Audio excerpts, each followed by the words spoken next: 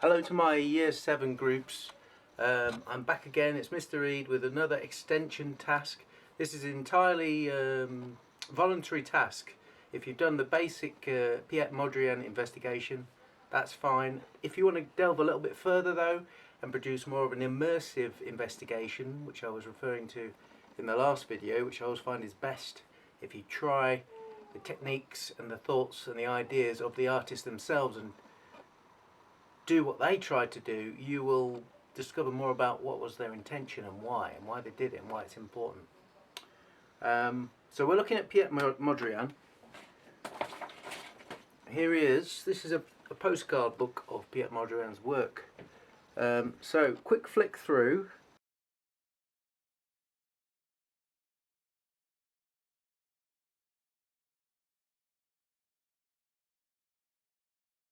Look at the elements here. We have black lines, straight lines. They are 90-degree angles. And as you can see, the colours used are blue, yellow, red, white and black. And that is all. No more colours used. So this was his essential colours. And I'm going to explain about that now. So if we look at a standard colour wheel, you'll see. So we have the primary colours, blue, red and yellow. We have the secondary colours which come in between those primary colours. So between blue and red we have purple, between red and yellow we have orange, and between yellow and blue we have green. Okay, Piet Mondrian's colour wheel was slightly more simple. He dispensed with the secondaries and the tertiaries, and he stuck to the primaries because his thoughts were all other colours are mixed from these colours, plus of course black and white, which moderates the amount of light coming into that colour. If we look into nature and we look into through our window or go outside, all colours tend to be mixed from those three colours and black and white. So it might surprise you to know that Piet Mondrian started out as a traditional landscape painter when he was in Holland.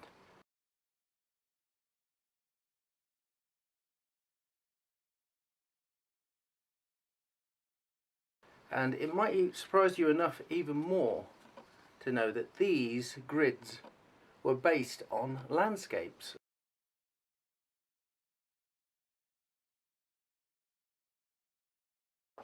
Okay, so what I've done is I've set up a viewfinder, which is basically a piece of paper with a little window cut into it. If you want to create one of these, I recommend you do this. You get 2 sheets of paper, like I've got here, 1, 2. Okay, this one's just A4. Fold it in half, place it over the piece of paper that you're working from, draw around that shape and then cut that out. That's what I did, and that creates that rectangle which I want you to do, because what I want you to do today is to look through your window, frame a certain area, and I want you to turn your window landscape into a Mondrian homage. Homage, say it right. So homage, what does that mean? It means a respectful copy of another artist's work. So Mondrian's work. So what we're going to do, we're going to try to draw or sketch out our view through our window, through this viewfinder we've created, but using the rules that Mondrian used. So I've gone into colour. Now I'm going to quickly go into angles, because you might have looked on those postcards there quickly and seen all the angles were straight lines. There was no angles like this, like that. It was either straight that way or straight that way, horizontal or vertical. So his protractor, our normal 360-degree protractor, he would only need 0, 90, 180, 270 and back to 360, and all lines that he saw in nature he would round down to those straight lines. It's a bit like in maths. If I gave you the number 520 and I asked you to round that down to the nearest 100, nearly gave you the answer there, you would say 500. Yes, that's right. So what am I going to see through my little viewfinder? So I'm looking through my viewfinder onto the neighbouring gardens, And what I've actually done prior to this drawing I'm going to do is a quick drawing of how I actually see it. The angles I can see the rooftops of some sheds. I can see the horizontal lines of fences going across my view. And I can also see organic shapes like trees in the background and foreground. I've got a fresh piece of paper up. That's what I recommend you do. You put your viewfinder in the top of your pane of glass and the sheet of paper you're going to draw on just below it, because your viewpoint and where you stand is very important. You need to keep your head still once you start and don't move from side to side or up and down, because you want to keep that frame the way you can see it as if you're in a stationary position. So you'll notice when I start drawing I will keep very still. So looking back on that drawing I did before, so all the angles you can see, the shed roofs, the tree, seeing that a bit closer now, that's not essential enough in terms of Mondrian to be a Mondrian homage. Okay, there's too many angles going on there. There's definitely too many angles on that tree. Okay, so I've got to minimize all that down to 90-degree angles. That's not going to be easy. I have the colours I need. You may not have all these colours at home. So I have got my primary colours blue, red and yellow, and I've got a black pen as well.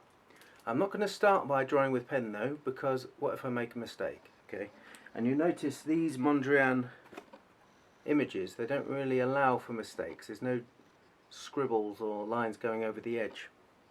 So I'm going to draw it in pencil first. Right, so I'm going to position myself and not move from that position. So the first line I'm going to draw is that pillar that goes down the middle, very obviously. Okay. Then I'm going to start drawing those fences I can see.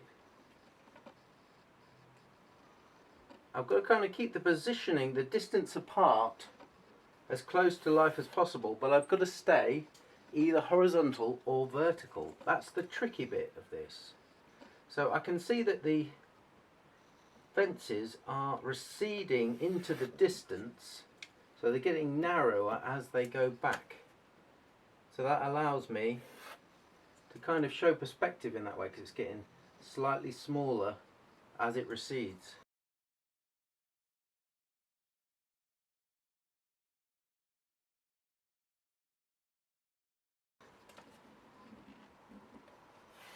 So I've got my fences going across, I've got that pillar in the middle going down, and I've got the tree that I want to show. I showed it before, but I can't show it as a organic shape. I've got to show it as a rectangle.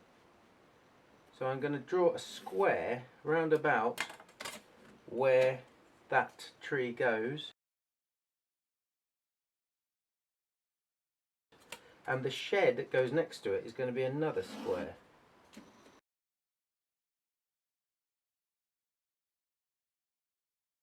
I've got a bush on the top left of my vision as well, so I'm going to quickly draw that in as a shape.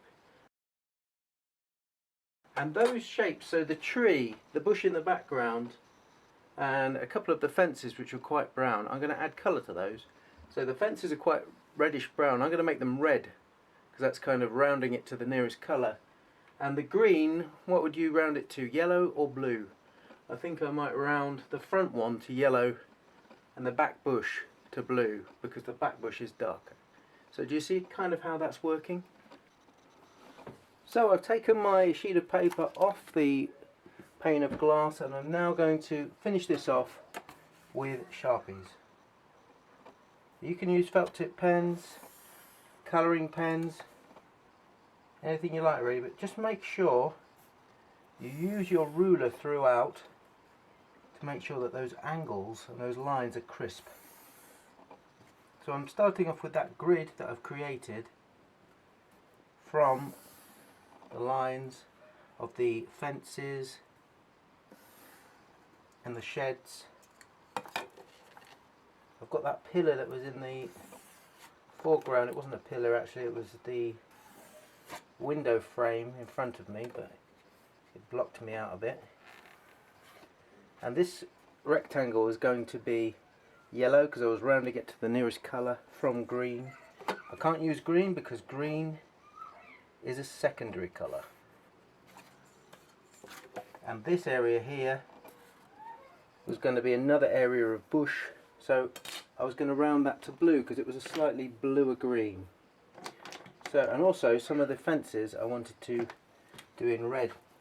So I colour this in red.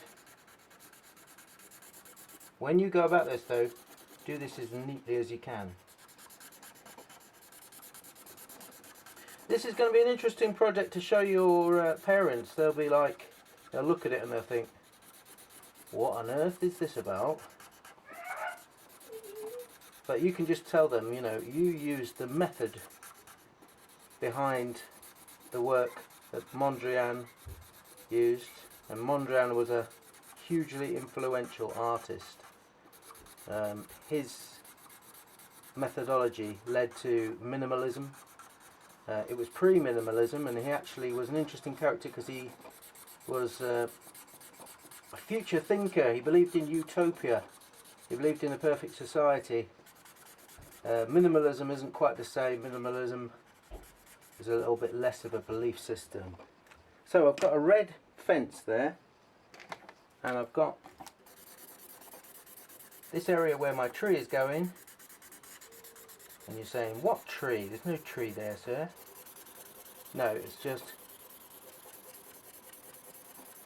the shape, or the position of where the tree was, with the colour to represent as close to the green as I can using the colours that I've got, which is blue, red and yellow.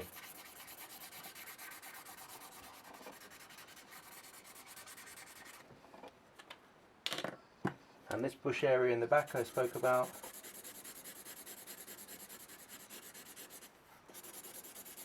So it'll be interesting to see what sort of landscapes, I say that in a very loose way because it doesn't look like a traditional landscape, because it isn't a traditional landscape, it's heavily abstracted.